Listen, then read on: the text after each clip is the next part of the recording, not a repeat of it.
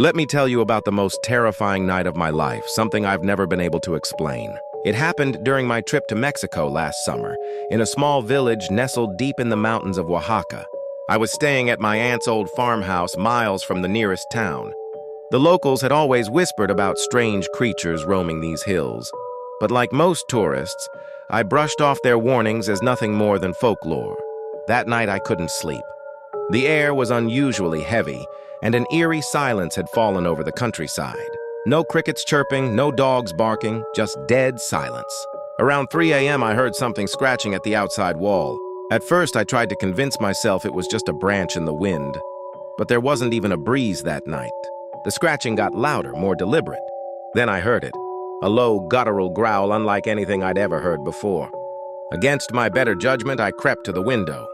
What I saw next still haunts me. Under the pale moonlight, there was this thing. It stood about 4 feet tall, with a reptilian body and spikes running down its back.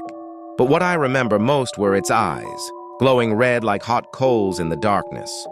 The creature moved in an unnatural way, almost like it was hovering above the ground. It had these long, sharp fangs, and its skin seemed to absorb the moonlight rather than reflect it. Everything about it screamed predator.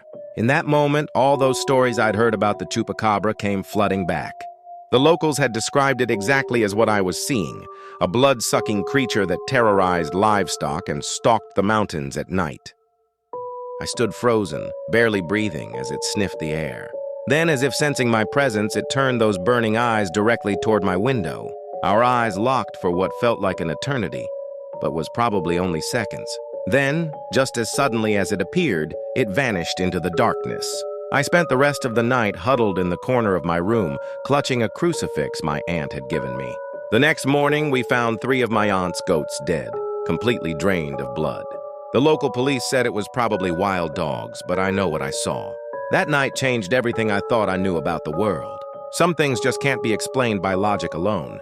To this day, whenever I hear stories about the Chupacabra, I don't laugh anymore. Because I know, somewhere in those Mexican mountains, something supernatural is lurking in the shadows, waiting for its next victim.